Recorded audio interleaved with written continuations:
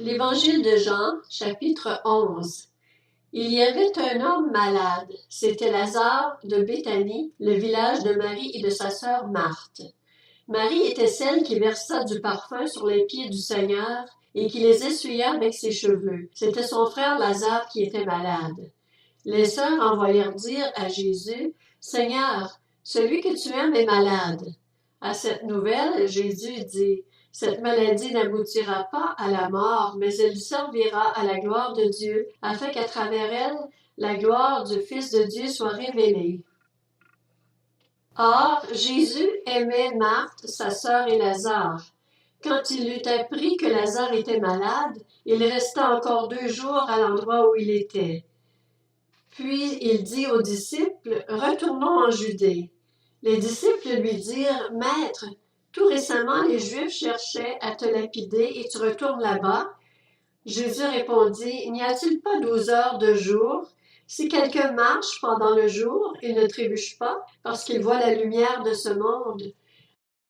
Mais si quelqu'un marche pendant la nuit, il trébuche parce que la lumière n'est pas en lui. » Après ces paroles, il leur dit, « Notre ami Lazare s'est endormi, mais je vais aller le réveiller. » Les disciples lui dirent, « Seigneur, s'il s'est endormi, il sera guéri. » En fait, Jésus avait parlé de la mort de Lazare, mais ils crurent qu'il parlait de l'assoupissement du sommeil. Jésus leur dit alors ouvertement, « Lazare est mort.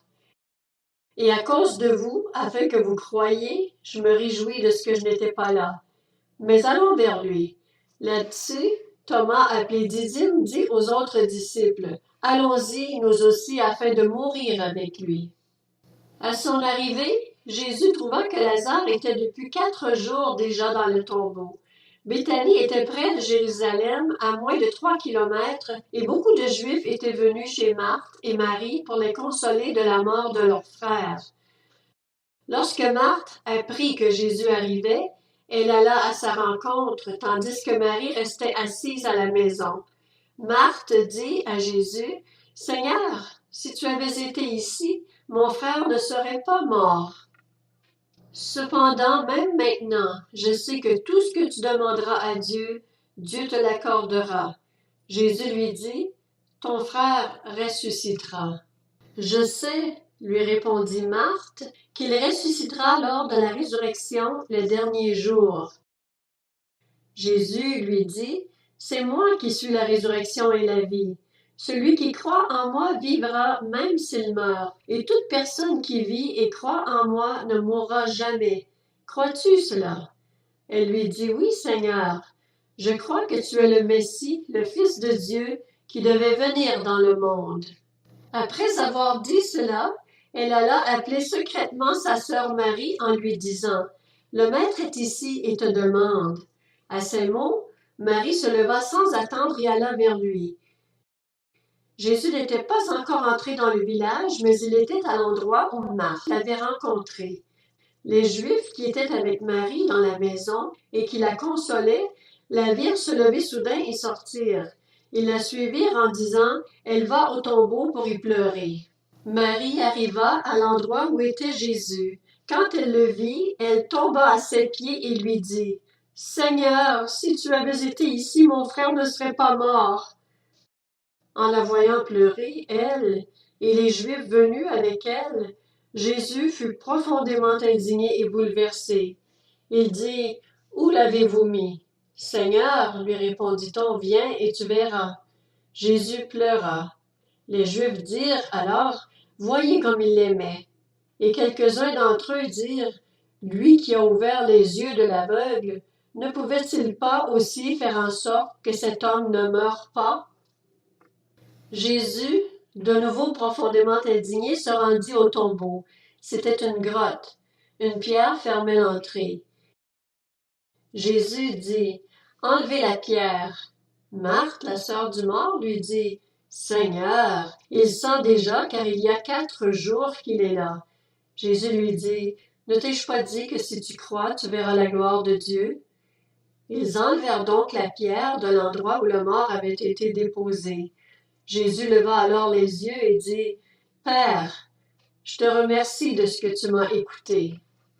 Pour ma part, je savais que tu m'écoutes toujours, mais j'ai parlé à cause de la foule qui m'entoure, afin qu'ils croient que c'est toi qui m'as envoyé. Après avoir dit cela, il cria d'une voix forte, Lazare, sors!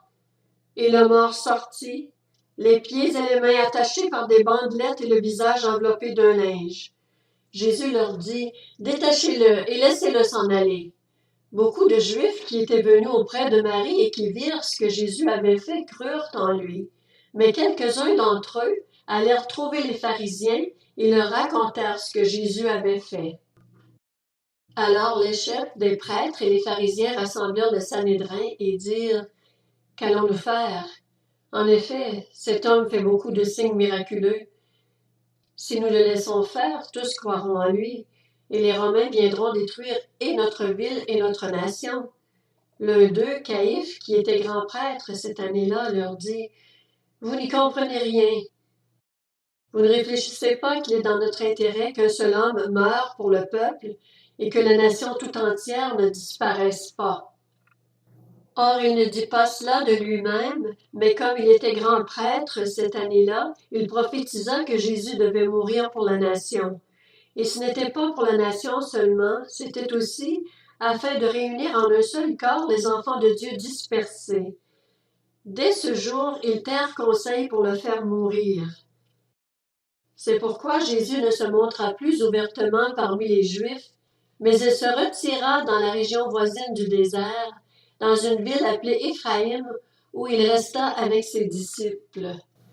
La Pâque des Juifs était proche, et beaucoup de gens montèrent de la campagne à Jérusalem avant la Pâque pour se purifier.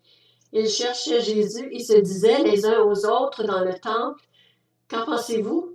Ne viendra-t-il pas à la fête? » Or les chefs des prêtres et les pharisiens avaient donné l'ordre que si quelqu'un savait où était Jésus, il le dénonce afin qu'on l'arrête.